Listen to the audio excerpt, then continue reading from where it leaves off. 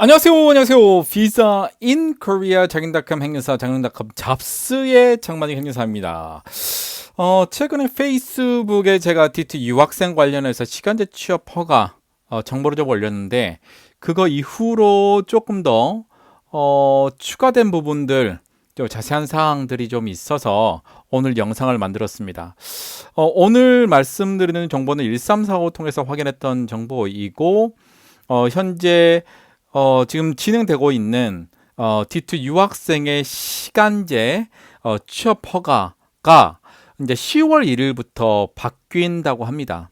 바뀌는 부분들에 관련돼서는 1345 통해서 제가 얘기를 했었는데, 뭐 1345에서도 아직 본부에 상신 중이고 답변을 받지 않은 상황이라서 10월 1일 이후에 좀 더 자세한 정보가 나오지 않을까라는 생각이 좀 들고요. 그와 더불어서 이제 법무부에서 최근에 유학생의 이제 취업, 시간제 취업 허가 관련해 가지고 조금 더 자세한 사항들을 안내를 했습니다. 근데 1345와 그리고 체류 자격 매뉴얼을 통해서 확인된 그 사항들을 제가 조금 보기 편하게끔 정리를 했습니다. 그래서 한국에서 D2 유학생으로 공부하고 계시는 분들에게 조금이라도 도움이 됐으면 하고요. 오늘은 시간제 취업 허가의 최신 정보를 안내를 해드리도록 하겠습니다. 구독자가 12,600명이고 곧 12,700명 될 것 같은데요. 올해 2만 명 될 수 있게끔 많은 분들이 좀 관심을 가져주셨으면 감사하겠고요. 출입국 이민정책을 가장 알기 쉽고 자세하게 설명하고 있는 비자 인 코리아 장인닷컴 행사사무소의 장만희 행사입니다. 유학생의 시간제 취업 허가 최신 지침 정보입니다. D2를 가지고 있는 시간제 취업을 하고자 하고 이제 싶은 이제 유학생들이 굉장히 많이 있는데, 그 유학생들이 시간제 취업을 할 때 반드시 알아야 되는 사항들이 상당히 있어요. 그래서 D2 관련해서는 시간제 취업 허가로 제가 여러 번에 걸쳐서 설명을 해드렸고, 오늘 1345 통해서 확인했던 사항들 아마 빨간색으로 된 것들이 10월 1일 이후로 아마 반영이 될 건데, 10월 1일 이후로 1345를 통해서 또 새롭게 바뀐 지침이 있으면 그때 다시 한번 강의를 해드릴 겁니다. 오늘 최신 정보는 10월 1일부터 D2 비자를 가지고 있는 D4도 포함됩니다만 D2에 포커스 맞춰서 설명을 하겠는데요. D2 비자 외국인 유학생이 시간제 취업을 할 때 이런 부분이 바뀔 수 있다. 이 부분들 한번 확인해 보시면 될 것 같아요. 원래는 D2 비자 유학생들이 실제로 시간제 취업을 하려면 직전 학기의 평균 학점을 기준으로 했거든요. 이게 시학점입니다. 시학점인데, 오늘 확인해 본 바로는 평균 시학점 이상으로 변경이 된다. 이렇게 1345 통해서 안내를 받았습니다. 1345 통해서 제가 이제 일반적으로 배포하는 자료 봤을 때는 아직까지 직전 학기 평균 학점 C로 되어 있는데, 아마 이게 10월 1일부터 바뀔 것 같아요. 그래서 1345 연락했더니 담당하시는 분께서 이전에는 직전 학기였는데 이제는 평균 시학점 이상으로 이렇게 바뀔 거다. 그러니까 평균 시학점하고 완전히 차이가 있는 건 뭐냐면, 자, 1학년 1학기 때는 이전에 성적이 없잖아요. 그렇기 때문에 그냥 일을 할 수 있고, 1학년 2학기 때는 1학년 1학기 성적을 가지고 시학점 이상이어야 되네요.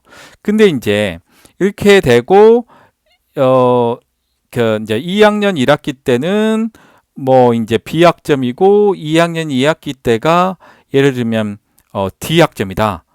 그러면은 이전 같은 경우는 어떻게 되냐면, 이 3학년 1학기 때 만약에 내가 자격기업 활동허가 신청하면 전에가 D학점이기 때문에 저는 C학점 이상이 돼야 되기 때문에 평균이 직전 연도가 일을 못해요. 이런 상황이 생길 수 있잖아요. 자, 그런데 앞으로는 어떻게 바뀔 거냐? 1학년 1학기 때는 성적이 없으니까 당연히 일을 할 수 있고, 1학년 2학기 때가 예를 들면 내가 D 학점을 받았어요. 그 다음에 2학년 1학기 때 내가 C 플러스를 받았어요. 그리고 나서 이제 2학년 2학기 때 내가 만약에 어떤 거를 신청을 한다 그랬을 때 기존에는 C 플러스니까 상관이 없는데 이거를 평균을 내면 C 플러스는 C0 그 다음에 D 여기는 평균이 C0가 안 나와요. C학점이 안 나옵니다. 그러면 일을 못하는 거고 본인이 이제 B학점 이상을 받아서 평균적으로 C학점이 넘을 때까지 열심히 공부할 수밖에 없는 상황이에요. 그래서 지금 현재까지는 직전 학기 평균 학점이 C학점이기 때문에 내가 직전 학기만 못해도 이제 못하면 그때만 내가 못하는 거고 이번에 C학점이면은 3학년 2학기 때는 직전 학기가 C학점이기 때문에 실제로 일할 수 있는 여지가 있었지만 10월 1일부터 이제 시간제 취업 허가를 신청하신 분들은 뭐다? 평균이다. 평균. 전체 평균이 되는 거지. 전체 평균. 본인의 학점 전체 평균으로 바뀌기 때문에 실제로 직전 학기 평균 학점보다는 상당히 수준이 높아져야 된다. 그렇기 때문에 이전에는 이렇게 전 학기만 내가 C학점만 넘으면 되겠네 라고 생각을 한 분들도 계시겠지만 만약에 평균으로 10월 1일부터 적용한다면 C학점, 평균 C학점이 안 나오는 사람들도 상당히 있을 수 있다. 아마 C학점이 제가 알 때는 70점이거든요. 평균 70점이 안 넘으면 이제 시간제 취업 허가를 신청할 수 없는 상황이 된다. 굉장히 중요한 부분이니까 확인하시고요. 전문 학사는 D2 1으로 들어오고 학사는 D2 2로 들어옵니다. 석사는 D2 3, 박사는 D2 4가 되겠고 뭐 크게 바뀐 부분은 없어요. 현재 상황으로는. 그래서 전문 학사는 3급 정도 이상이 돼야 주중에 25시간, 주말하고 방학 때 시간 제한 없이 일할 수 있다. 그리고 이제 인증대학, 성적 우수, 한국어 우수가 돼 있는데 30시간까지 가능해요. 근데 그 얘기는 뭐냐면 주중에 30시간이 가능하는 거예요. 그리고 이제 학사까지는 똑같고 석박사 과정은 이제 사회통합 프로그램이 4단계 이상인데 그때 30시간까지 일할 수가 있고 방학이나 주말에는 무제한 일할 수 있고 다만 인증대학 성적 우수나 한국어 우수인 경우에는 주중에 35시간 그러니까 석박사 중에서 인증대학 성적 우수자 이제 한국어 우수자는 일주일 월요일부터 금요일까지 하루에 7시간을 일할 수 있다. 엄청 장점이죠. 이거는 6시간이고요. 그래서 전문학사인 경우는 3급, 그 다음에 학사 1, 2학년까지는 3급까지면은 이제 25시간까지 일할 수 있고 인증대학 성적 우수자라든가 그 다음에 한국어 우수자는 주중에 30시간까지 그리고 이제 학사 3, 4학년은 4급 이상 있어야 된다. 그리고 석박사 과정도 4급 이상이어야 되는데 그 잉글리시 트랙으로 들어오시는 분들은 그러니까 영어 이미 제출했던 그 영어 점수들 있잖아요. 그 부분들을 가지고 학기 중에는 일할 수가 있는데 중요한 거는 이제 나중에 대학 졸업하고 D10인 경우에는 잉글리시 트랙으로 들어오시는 분들은 D10 비자로 변경하고 자격교육 활동 허가 시간제 취업은 단순 노무직은 못하고 인턴으로만 가능하다. 이 정도 알고 있으면 될 것 같고요. 그러면 인증대학은 뭐냐? 인증대학은 대학교 인증대학이 있어요. 불법 체류가 이제 1% 미만인 대학이 인증대학인데 그거는 검색해 보시면 바로 나오고요. 성적 우수자는 전학기, 직전 학기의 성적이 A 학점 이상이면 되고 그다음에 한국어 우선은 5급 이상입니다. 그러니까 사회통합 프로그램 5단계라든가 그다음에 토픽 5급 이상이면 이제 전문학사인 과정에는 주중에 30시간 그다음에 학사 1, 2학년도 30시간 주중에 그리고 학사 3, 4학년 같은 경우도 30시간 이 되는 거고 그 다음에 이제 석박사 과정인 경우에는 이제 인증 대학 성적 우수자, 한국 우수자는 35시간 이렇게 상당히 많이 높아졌다 보시면 됩니다. 그래서 여기서 중요한 키는 어떤 거다? 요거 평균 C학점 이상이어야 된다. 그게 이제 10월 1일부터 적용되면 많은 분들이 공부를 안 하면 이제 시간제 취업은 못 한다. 이렇게 보시면 될 것 같아요. 자, D2 시간제 활동 허가의 제한 이런 데서는 시간제 취업을 못한다. 원래는 단순 노무라고 보시면 돼요. 단순 노무는 이제 simple labor job이에요. 자, 여기만 가능한데, 이제 그럼 단순 노무도 여러 가지가 있을 수가 있잖아요. 그래서 이제 구체적으로 살펴보면, 자, 시간제 취업을 못하는 대상은 시간제 취업을 받지 않았으면 무조건 일하면 안 돼요. 또 허가 조건을 위반해서 처벌 경력이 있는 사람도 일을 할 수가 없어요. 이제 요게 이제 조금 10월 1일 처음으로 처음 신청하는 사람들은 조금 바뀐다는 내용이에요. 다음에 사회 질서에 반하는 행위 같은 경우는 아예 못하는 거예요. 그다음에 과거 불법 고용 등 처벌 경력으로서 사증 발급이 제한되는 업체나 고용주 사업장에서 활동하는 거예요. 나하고는 상관이 없는데 지금 아르바이트 하려고 하는 식당이 이전에 사증 발급이 제한되는 업체라든가 고용주 사업장에서 일하는 경우는 안 된다. 그리고 전문 분야의 활동에서는 해당이 안 됩니다. 전문 분야에서 예를 들면 내가 학기 중에예요. 방학 아닙니다. 학기 중에 내가 IT 전공했다고 IT 회사에서 일하는 것은 안 됩니다. 그다음에 비전문 취업, 제조업이라든가 건설업, 선원취업증 업종에서 일을 할 수는 없는데 다만 한국어 능력이 4급 이상인 경우에는 이제 제조업은 가능하다. 제조업은 가능합니다. 그렇지만 건설업은 실제로 안 된다. 이렇게 보시면 될 것 같아요. 제조업은 원래 원칙은 안 되는데 한국어 능력이 높은 친구들에게는 제조업에서 일할 수 있게끔 해줘요.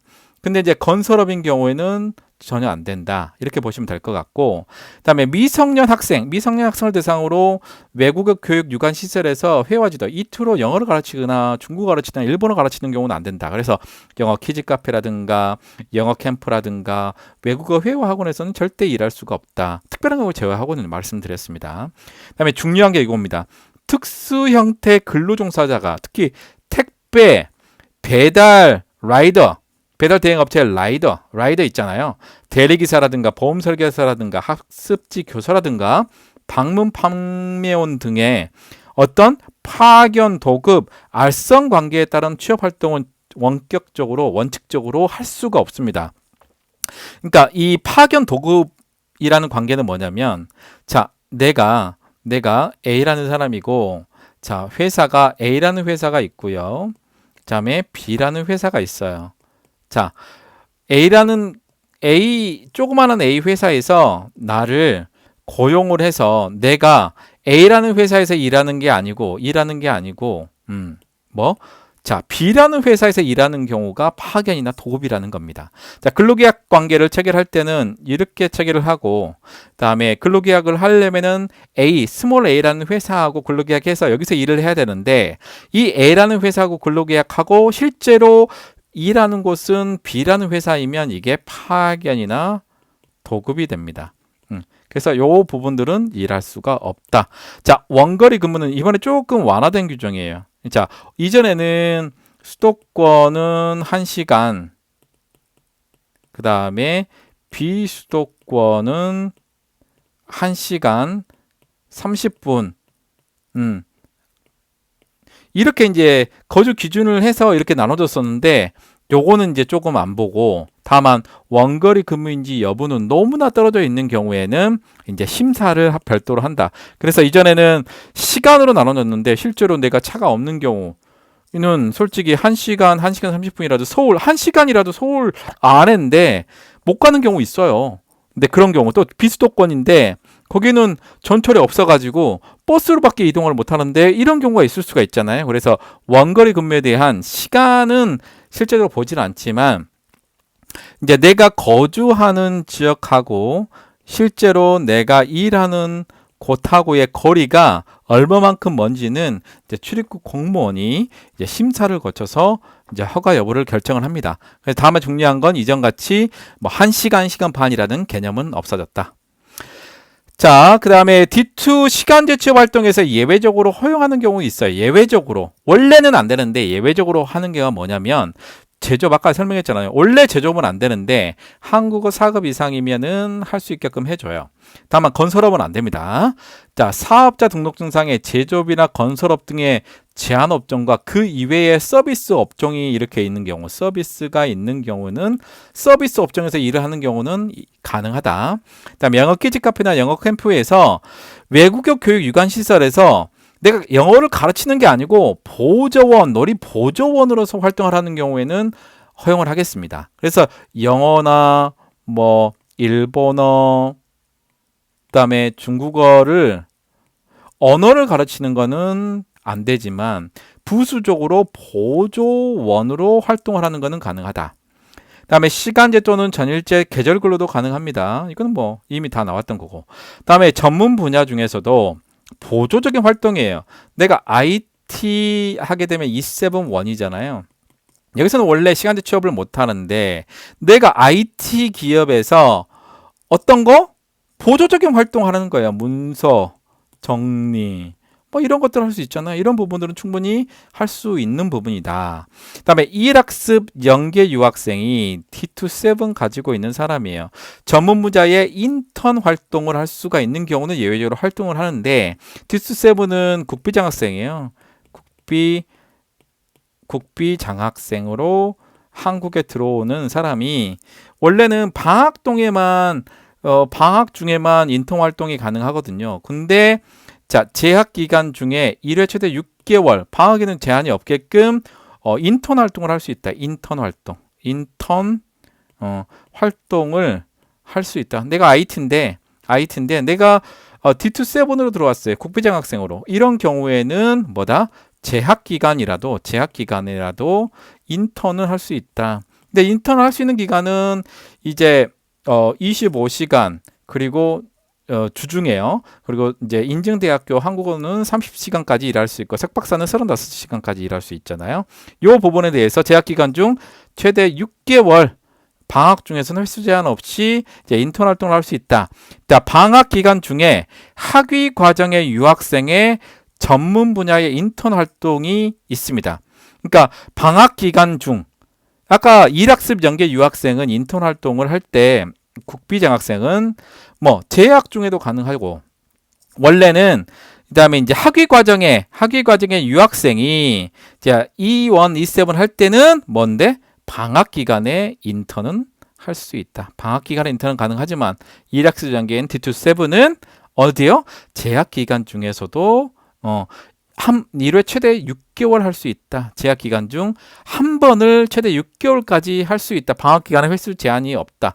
그래서 이제 이 재학 기간 중에 한 번이기 때문에 대부분 제가 볼 때는 전문 이제 학사인 경우는 2학년 2학기가 좋을 것 같고 그다음에 이제 일반 학사 과정인 경우에는 4학년 2학기 정도. 그래서 1회에 한해서 최대 6개월 방학 플러스 하게 되면 8개월까지 가능하거든요. 근데 이게 한 번만 가능하기 때문에 재학 기간 중에는 근데 방학 기간 중에는 가능합니다. 재학 기간 중에는 한 번이기 때문에 거의 마지막 학기 때 이렇게 사용하는 게 훨씬 더 좋다. 방학 기간 중에는 인턴 활동 가능하거든요. 예, 1학생 연계 하시는 분들도 이거 잘 한번 생각해 보시면 내가 가장 필요할 때 내가 이제 회사에서 인턴 활동을 할 수 있는 그 마지막 학기 때 이렇게 재학 기간 중에 좀 할 수 있게끔 되고 그리고 방학 동안에는 이제 이런 분야 쪽에서 IT 쪽이면 할 수 있는 여지가 있다.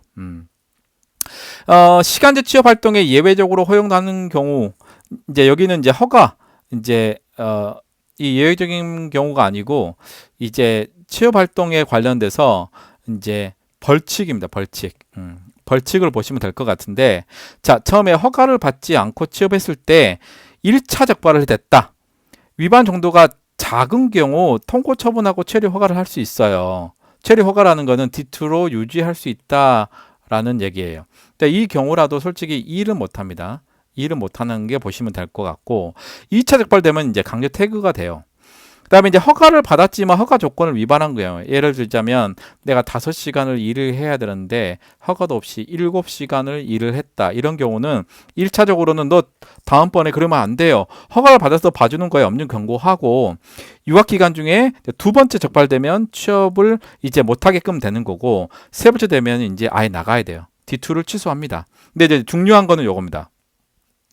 원래는 이제 허가를 받았으나 허가 조건이 위반된 경우는 이게 이제 10월 1일부터도 유지가 되는 걸로 제가 1345를 통해서 확인했고, 중요한 건 허가를 받지 않고 취업하는 경우가 이렇게 바뀐답니다. 이제 중요한 건 10월 1일하고 10월 1일 이전과 이후로 나눠서, 자, 이전에 이제 시간제 취업을 신청했던 사람하고 10월 1일 이후로 이제 신청한 사람으로 나눈다고 합니다. 예, 이렇게 나눈대요. 그래서 이전에 했던 사람들은 10월 이전에 시간제 취업을 했던 사람들은 뭐죠? 시간제 취업을 했던 사람들은 이전 규정을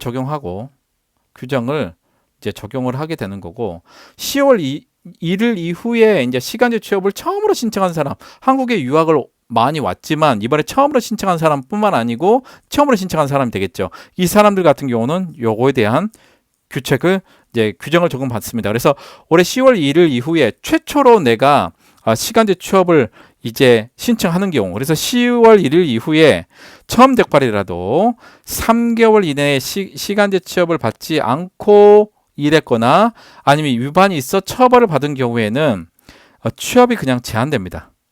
경고 없이 이제 취업이 제한된다고 보시면 되겠는데, 그러면 이 3개월이 어떤 거냐라고 물어봤는데 아직 답변을 안 하죠. 1345에서는 자, 그러면은 제가 10월 3일 날 이렇게 해서 시간제 취업을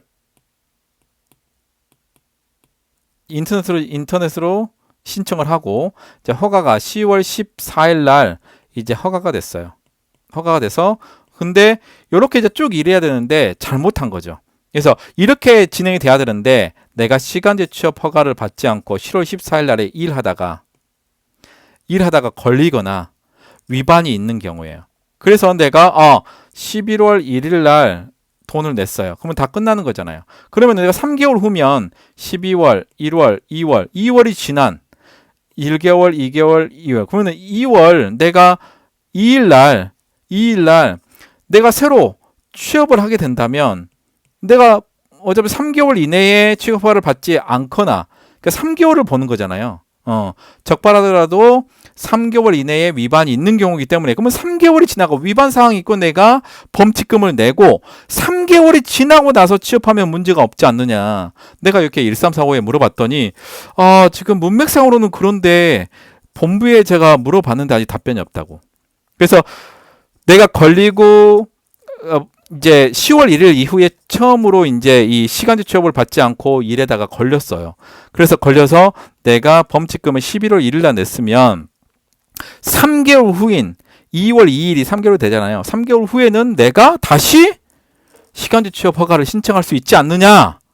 이렇게 지금 언어적으로 보면 그렇게 되는데 아직까지 구체적인 답변을 못 받았습니다.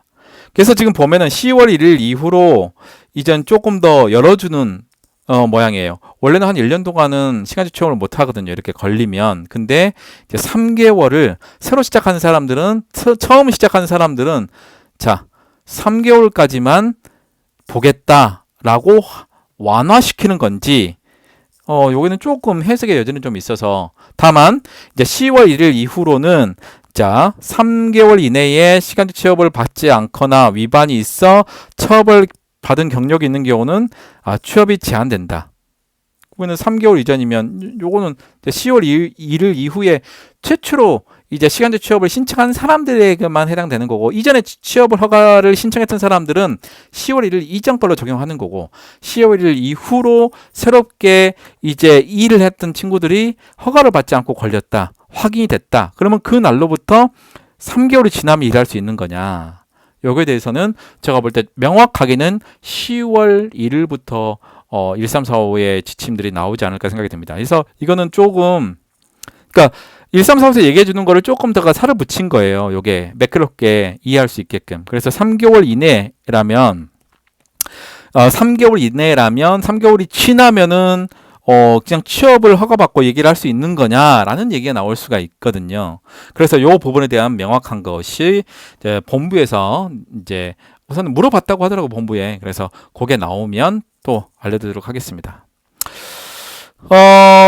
이제 시간제 취업 관련해서 D2 비자 가지고 있는 사람들이 시간제 취업 관련해서 중요한 거는 지금의 D10은 그렇습니다. 지금은 D2로 있을 때 시간제 취업 허가를 위반을 한 경우는 D10 비자 변경이 안 된다라고 돼 있어요. 근데 추후에 어떻게 바뀔지는 모르겠지만 D2를 가지고 있는 사람들 정말 제가 설명한 그 규정들 좀 잘 지켜서 일하게 된다면은 여러분들 원하는 거 취업할 수 있는 시간대에 조금 취업할 수 있는 여지가 있지 않겠느냐. 그리고 이제 학교 다니면서 시간제 근로하면서 아르바이트 하면서 여러분들 또 돈도 벌 수 있고 또 사회에 경험도 해볼 수 있잖아요. 그래서 반드시 허가를 받고 했으면 좋겠습니다. 제가 이제 서울 이제 최근에 이제 법무부에서 정책적으로 이제 설명하는 게 좀 있었다고 하더라고요. 이제 거기에 참석하셨던 그 서울 외국인 지원센터의 대리님께서 좀 얘기를 좀 해주셨는데, 이제 조금 시간제 취업 허가가 간소화될 예정이다라고만 했대요. 간소화. 그래서 이 간소화가 어떤 식으로 간소화될지는 모르겠어요. 지금의 시간제 취업은 이제 회사를 구하고 학교의 유학 담당자의 서명을 받고 하이코리아를 통해서 인터넷으로 신청을 하거든요. 이제 시간제 취업 허가를. 그래서 이제 허가를 받고 후에 이제 일을 하게 되는 건데, 요게 이제 간소화라고 되는 거가 혹시 그러면은 허가가 일반적으로 이제 5일에서 7일 정도 상당히 늦게 걸리는데 그거를 더 빨리 허가를 해 주겠다는 건지, 아니면은 이제 지금 인턴 같이 D10 인턴 같이 일을 시작하고 15일 이내에만 신고라는 개념으로 하게 되면 뭐 문제가 없는 건지 구체적으로 나와 있지는 않지만 이제 시간제 취업 관련해서 간소화하겠다라고 얘기를 했다고 하더라고요. 근데 이게 정확하게 어떤 내용이 될지는 아직은 모르겠지만 이 간소화가 된다면은 유학생 여러분들께는 굉장히 좋은 일이잖아요. 지금보다 조금 더 간편하게 시간제 취업을 할 수 있다는 얘기잖아요. 그러니까 여러분들이 그만큼 혜택을 받는 만큼 꼭 시간제 이제 허가를 이미 이제 지금 현재 상태는 받고 해야 되고, 추후에 어떻게 바뀔지는 모르겠지만 반드시 그 법령이나 지침의 규정을 따라서 법령을 따라서 이렇게 요구하는 그런 부분들을 따라서 반드시 일을 해야 되는 거지, 본인이 그냥 사장님이 캐시를 주기 때문에 안 걸려요, 그런 마음으로 어떤 시간제 취업이나 하게 되면 나중에 좀 문제가 생길 수 있는 여지가 굉장히 있다. 그래서 여러분들에게 기회를 많이 주고 일할 수 있는 그런 기회가 주어지는 만큼 여러분들에게 책임이 더 주어지는 거잖아요. 그렇기 때문에 여러분들이 그 책임감을 가지고 우리 법률을 지키면서 한국에서 유학활동뿐만 아니고 시간제 취업 이렇게 아르바이트를 했으면 좋겠습니다. 이제 12,600명이고 650개가 넘었더라고요. 그래서 이제 2만 명 될 수 있게끔 여러분들 좀 좋아요 또 좀 많이 좀 알려주십시오. 근데 구독이 2만 명이 올해 목표거든요. 좀 해주시면 저도 최선을 다해서 좋은 강의 만들겠습니다. 자, 장인닷컴 잡스가 이미 이제 사업자 등록을 했는데 실제로 업무는 좀 진행을 못하고 있어요. 그래서 제가 눈 수술이 끝나고 나서 회복 중에 있어가지고, 그래서 9월달 정도 어느 정도 워밍업하는 시간을 갖고 10월 이후로 제가 조금 더 여러분들에게 직업과 이제 행정사로서의 그 비자에 관련된 부분들 조금 더 적극적으로 나서지 않을까 해서 유학생들을 관련한 전문직 E7-1 비자, 또 석박사 이상인 경우에는 F7 연계로 하는 부분, 그리고 이제 지방의 F2R이라든가 E7-4R 이런 부분들을 조금 더 점진적으로 또 만들어 나가서 여러분들에게 정말 좀 좋은 혜택을 볼 수 있게끔 준비를 하겠습니다. 출입국 이민 강의 합격의 법학원에 강의 들으시면 좋을 것 같고요. 일단 유학생분들 궁금한 사항들이 많이 있을 거예요. 그런 부분도 있으면 1345에 한번 꼭 전화를 해보시고, 궁금한 사항들이 있으시면 특히 이제 시간제 취업 관련해서 1345 전화가 많이 안 된다고 하지만 1시 정도에 전화하시는 게 가장 좋거든요.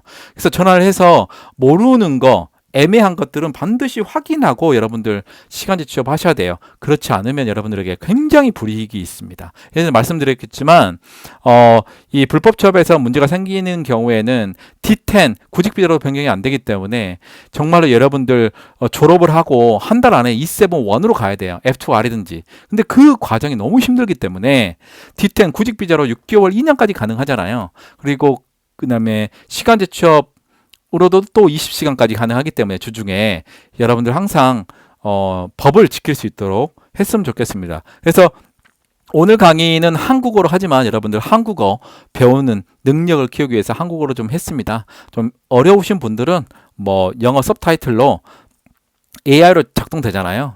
유튜브에서 그렇게라도 좀 확인해 보시면 좋겠지만 최대한 한국어는 한국어로 어떤 유학생이 그러시더라고요. 선생님 강의 듣고 열심히 한국어 배우고 있어요.